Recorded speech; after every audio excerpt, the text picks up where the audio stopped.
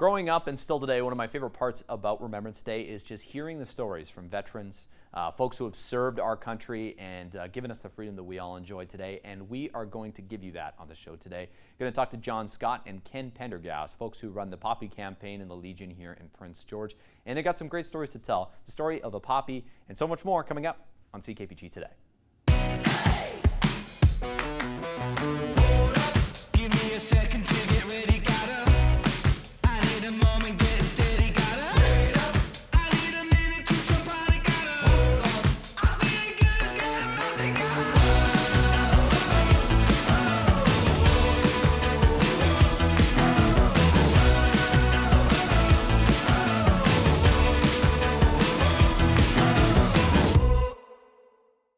A very important time of year is underway. You've probably seen these boxes out and about. The Poppy campaign is underway ahead of Remembrance Day, of course. And an important conversation we're about to have on television today with Mr. John Scott and Ken Pendergast. Thank you so much, guys, for making the time to chat.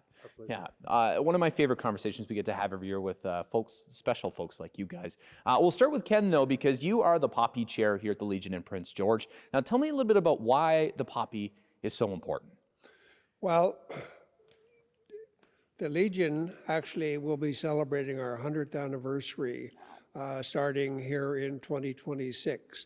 And so the Poppy has been a significant component of remembrance since the First World War. During World War I, the person who first introduced the Poppy to Canada and the Commonwealth was Lieutenant Colonel John McCrae of Gulf, Ontario, a Canadian medical officer during the First World War.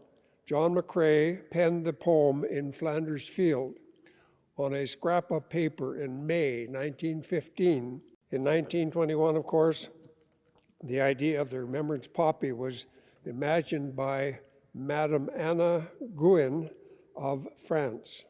She was inspired by John McCrae's poem in Flanders Fields. So today, the Poppy is worn each year during the Remembrance period, the last Friday of October to November 11th, to honor Canadians that had fallen. Thanks to the millions of Canadians who wear the Canadian Legion's lapel poppy, the little red flower has never died, and the memories of those who fell to battle remain strong. John, I kind of ask you because you've been involved with the Legion for so many years, and we've talked every year about the importance of the Poppy, yeah. But I feel like it's almost more and more important every year to highlight. I think it is actually. I fear of losing it, but you know, because we got younger soldiers, and the younger soldiers still don't quite understand until they belong to the Legion. You know, when I was in the Army, I never stepped foot in a Royal Canadian Legion, and then when I did come in here, I was overwhelmed and understood what they were about, and it's for veterans and their families, and the community. Like, we do help the community. I don't know if you're aware, we just gave $30,000 away for the hospital. But so it's an important function of the Legion, and this is where we earn our money. None of this money is spent on the Legion itself. It all goes out to the veterans and their families and the community. What is it like to organize and sort? Like, you must have seen thousands of poppies you've sorted through and put into boxes like this. Well, coincidentally, we have people, volunteers, that spend virtually days before the campaign actually starts preparing the poppy trays and the wreaths that people call in to purchase in support of the program. And so it's a fairly large, daunting job. And you know, the average individual would not appreciate the amount of time and effort that is required by volunteers to do this on a regular basis. It's kind of behind the scenes, and it's really nice to have that kind of team people, volunteers within our community, to come out and to help make the Poppy program what it is today. And what makes you come to do this every day, come and organize the poppies? What is it? Why is it fulfilling for you? Well, I was like John, not as long as John, but I am a veteran. I served back in the early 60s for a couple of years in the Canadian Air Force. And so I have always been a strong supporter of the Legion. I have attended predominantly because it was a place to meet. It was a quieter surroundings. It was one that you could sit and enjoy, and you felt like you belonged. If there's one thing you think people should be thinking about on that day, maybe we'll go to you, John, first, but what do you want people to be thinking about when you guys are marching through the streets wearing those poppies? Well, you know, it's actually remembrance of the fallen, the people who fell in wars and for the terrible reason of war. And war makes no sense. Collectively, unfortunately, through all of those wars, Canada has lost, I believe, something in the order of 65,000 people, men and women, that have died to allow us to enjoy the freedom that we have. Yeah, and I think, you know, on every day, living in 2025, for sure, I enjoy it. You know, you take it for granted, the freedom that we have. And I can't help but say as well, for folks who haven't gone down, maybe just check out the cenotaph in front of City Hall there, Veterans Plaza, and read the names, because I think that's quite amazing in itself. You don't think maybe the local impact goes as far as you would, but it does. There's so many folks over World War I, World War II, I mean, continually here, that are recognized right on that cenotaph. And it might be worthwhile to mention that if you really would like to see some people who have fallen, could go down to our local cemetery. It'll be full of poppies. It's amazing how many poppies are out there. Yeah, puts it in perspective. All the things that maybe you don't think about, maybe you take for granted, but things worth talking about, especially around Remembrance Day. Thank you both for spending the time today. Miss an episode? That's okay, life gets busy. We get it. Or maybe you didn't miss anything, but you're here to watch that one feature again because honestly, it was that good. No judgment. Here's the good news. You can relive every moment of the CKPG Today Show whenever you want. Head over to ckpgtoday.ca, click on the Today Show tab, and voila. So grab some snacks, kick back, and binge away because let's face it, life's too short to miss out on great local TV.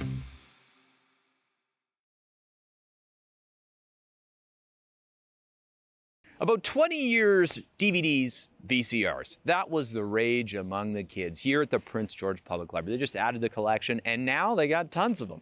Well, guess what? They just added a brand new collection here once again that is going to be a rage amongst all of the kids. I'm talking about board games and some very cool ones at that. We're going to go learn about a brand new collection here at the Prince George Public Library together today with Laura. Let's go find her. Yes, now up to that hub of activity here at the Prince George Public Library. That is the board game section, which is new as of the back end of October here. And so we could have Laura here to talk about it. Thanks for making the time to chat. Yeah, thanks for having me. Yeah, so tell me, this board game section, who came up with the idea? Was it you? Yeah, a couple of years ago, we had some staff members who were interested in bringing board games to the library, and just over time, it never really had the momentum going. So when I started my position, I was able to pick it up and just run with it. I like it. Which is great. And speaking of running with it, I think the people have run with it so far too. They're very popular. Yes, we're really happy to see people are using the collection. We only have about 20 titles right now, but we're hoping that maybe next year, if there is continued interest in them, we can keep growing them as well. I like it. So you guys, as far as board games to pick from, the variety, people can see there's lots behind us here, but do you kind of have different themes? You've got a little bit of everything from strategy to action to card games? Absolutely, yeah. So I tried to have a nice balance of cooperative games, strategy games, games that you can play with young kids, or games that are more party games that you would play with a lot of adults. We do only have 20, but we did try to have as much of a difference between them as possible. Yeah, because it's, you know, it's funny, like people that have board games at their house will be like, oh, I'm sick of playing the same board game over and over and over. Or I don't want to play Monopoly for 8 hours. So here you get a little bit of a better variety for that. And it's great to see you guys, starting into that. It's year one, attempt one. Are you like a board gamey person yourself? Is that how you kind of got into it? I do enjoy board games. It definitely helped when I was growing this collection.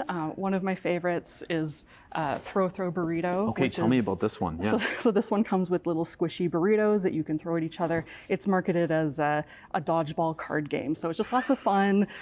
It's not meant to be dangerous or anything, but it's just a little bit more interactive than your classic moving around a board. Yeah. Yeah. I've never heard of that one before. Is it a new? Is it released? Yeah, it's by the Oatmeal, who also does comics in the library. If you're interested, you can read some of our comics that the Oatmeal has produced. And then the author of this game also has other games like Exploding Kittens and that kind of thing. So it's a whole universe that this person has created. This is crazy. Okay, the other thing I was going to ask, so do you have to sign these in to use at the library, or can you take them home too? So when you come into the library, you'll come to this shelf, grab one of the board games that you're interested in, go downstairs to check it out, and we'll give you the actual contents of the game to take home with you. The games aren't actually in the boxes here, so we do want people to come in and take them home to play. Then you keep the pieces together. Exactly. Hopefully. That's the hope, yes. That's the hope. So, and as easy as, I guess, to explain to people, if you have a library card membership, this works, but if you don't, it's pretty easy to sign up for one of those too. Absolutely. If you live in Prince George, we just need to see some piece of ID, and if you don't have one of those, just come talk to our staff and we'll see what we can work out for you. I like it. Okay, well, you know what? You've teased it so much. I'm excited about this. I think, should we play Throw Burrito to finish this out? I want to throw something. Well, unfortunately, I think this game is signed out, so we can't play it right now. Next time. Next time, yeah. Okay. Maybe we'll have to put a hold on it. Yeah, maybe I'll do that. You can do that too. Get your favorite board game, put a hold on it. Thanks so much for your time today, Laura. This has been great to learn about the board game section here at the Prince George Public Library. It's only at the Bob Harkins branch? Right now, yes. Okay. Yes. Good to know for folks in the heart as well.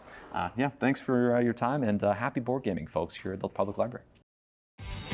Folks, welcome back to day 3 of the Power Play Getaway here on CKPG, your edition locally of Call the Shot. We start with Nicole Bateman's shot from yesterday. Would she score? Would she not score? The captain of your Northern Capitals under-18 AAA program.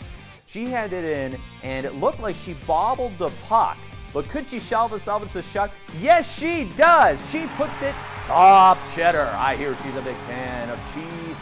She makes it count with a beautiful celebration as well. Shout out to Nicole Bateman for getting it in. So if you guessed Nicole was going to score, then you were correct. Entered into that draw. And don't worry, if you got it wrong, another chance for you to get it right today. Now time to introduce Riley Leddington, a product of Quesnel, British Columbia, who have produced many great Caribou Cougars over the years. Let's see what he's got in store for us today. He wheels in. And a little bit of a slow motion here. He pulls back the puck. Oh, it looks like he's going to flip it up. Can he tuck on Aiden Bouchard? That's for you to decide. A huge shout out to our sponsors for making this contest possible: the Rosedale on Robson, the Prince George Airport, YXS, Living Well on Ospika Boulevard, the Prince George Spruce Kings, and Interior Off-Road. Enter your guesses online now at ckpgtoday.ca.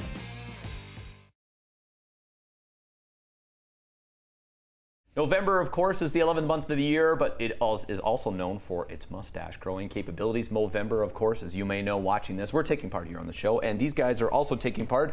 We got Cliff, we got Brent from the New Beginnings Men's Shed. Thanks for coming on today, guys. You're very welcome. Thank you for having us. Yeah, so Cliff, I mean, like we were saying, November, better known for Movember. You're Cliff, better known as being the Wild Man. Yeah, I teach wilderness survival. As you can see on his jacket in the studio here. But Brent, tell me a little bit about what you guys are doing for Movember here as well. This is pretty cool. Well, actually, we're going to have a open house, open to everyone in the community on the 19th. That's a Wednesday.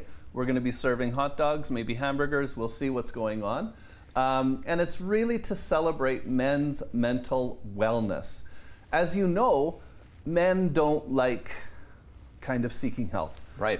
Yeah. They're challenged to go to the doctor, and you know it's an interesting thing when you just say, hey, why don't you come down to the shed, hang out with a bunch of guys, and it's a lot more chill. Yeah, it's just kind the of environment. being shoulder to shoulder. Yeah. It's a like-minded group, you know? There's a stigma with talking about men's health, and this is important. That's why Movember is such a thing, and I think it's so important to talk about it. Yeah, the philosophy of the men's shed is somewhere to go, something to do, and someone to talk to. And so we always have the coffee pot on. And I make a mean cup of coffee. You mean, okay. Well, we have We don't let controversy. Brent make coffee anymore. On Wednesdays, your coffee might be a little stronger. So I host the Wednesday. And I host the Saturdays. And so these are the two faces if you come in on a Wednesday and a Saturday. And where is the New Beginnings Men's Shed? Where's it located? 505 4th Avenue. Okay. Basically at the end of 4th. you'll come by a wall of warehouses. You turn in where the Citizen Building is. Gotcha. And turn right where the last building on the left. We actually, fortunately, have the entire building on the left-hand side, 5,200 square feet. It used to be the city workshop, the wood workshop. Now it's your clubhouse. Yeah, it was the warming center that AWAC ran for a while. And so it's also known as kind of backing on to Moccasin Flats, although it's all fenced compound, it's very safe. I like it. And now part of the reason that you guys are on here as well is to share the story of the wild men, which I'm eager to hear. I mean, we don't have, I feel like we could talk probably for hours about your story, Cliff, but if you could do the best to sum it up here, tell me a little bit about yourself here and how you got the name. Well, I started doing wilderness survival when I was a kid, scouts and all that, and we did all kinds of trips. And as I grew, I joined the military and did adventure training. And then after the military, started wildman North survival training. And kind of been doing that most of my life. And why do you think it's important to talk about Movember for you? Men's mental health is a big deal for them. I have PTSD as well, so I can relate to other men who have that same situation, or just, they want to talk. And I'm not big into woodworking, but I am into having a cup of coffee and shooting the breeze with the guys, and that's kind of my role. I like that. That's awesome. Thank you. Brent, how about yourself? Why is this so important? Well, I've been a social worker all my life. Spent almost 17 years as a hospital social worker, meeting people on the worst day of their lives. And essentially I was tagged out by my boss and my chaplain, and they told me I needed to take some time. And I ended up in Vanderhoof, finding a therapist there because I knew everyone in town. And I said, oh man, Vanderhoof has this fantastic men's shed. And so that was my routine. I took out a membership in the Vanderhoof men's shed. And sometimes people ask, how do we create safety? And the Vanderhoof shed really modeled it for me. And so I was a broken man. And for 2 years, not once did any guy ask me what I did for work.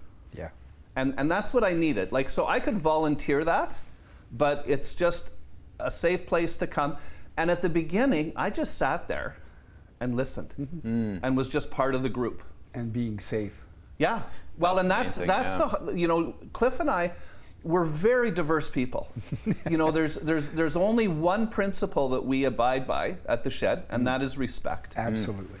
And so you're not going to see us at the same political rally. You're not going to see us at the same kind of community service, but you are general community service, but you are going to see us at the shed. Yeah, it encompasses everyone. Yeah. We leave all of the controversy stuff at the door. Yeah. I as well leave my therapist hat at the door because I am not there to do more work. I'm actually there to get service myself. And so a couple years ago, I made some calls. We gathered at an A&W, a small group of men. I think there was about 8 or 9 of us. And in a matter of several months, we were formalized, and we were initially meeting at the Amanika Art Center. Right, I remember that. And you guys have a bunch of events for Movember this month as well. Yes. Brent, as you wanted to maybe allude to some of those for folks wanting to get involved. For sure. November 19th, come on down. That's open to the entire community. I sometimes use the term we shed, so when it's a community event, it's just a hey, come on down. We also recently got a grant, so you're going to hear some more information as far as some of our building community, 2 wheels at a time. But we don't have time to talk about that today, but Iron gave us a significant chunk of cash, and we are going to be doing a Bikes for Kid event starting in December, but maybe you'll have us back and we can talk about that. We're doing a little bit of a recruitment drive to get younger men to come and join as well. Thanks so much for coming in today, guys. This is great to talk having about. us. And of course, if you're looking to join, we'll include the details on our website, ckpgtoday.ca, along with all the info we talked about today. Yeah, thank you guys, and thanks for coming to talk about Movember and men's health. I think it's important. Thanks for having us.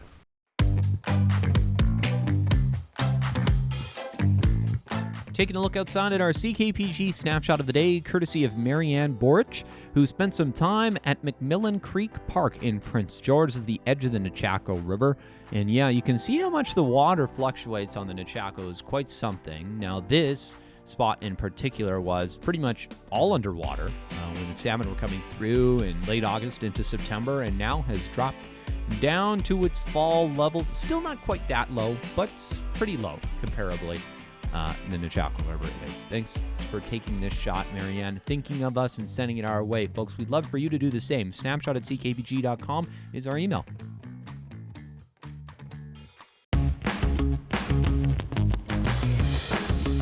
Hey there, got an idea or suggestion for the show? Reach out and connect through our social media or send us an email at letstalk@ckpgtoday.ca. Over the years, Prince George is a hub for activity, right? A hub for, the northern folks to come down, the folks from the west to come over here, and everyone kind of meet in the middle. That's how Prince George came to be, really the story of the community, and the railway too. But lots of different modes of transport to get here, including, whether it was steamboats up the river, whether it was a smaller boat up the river, or closer to today's day and age, a seaplane. And we almost had a seaplane base, actually, here. We'll take a look at that today in local history.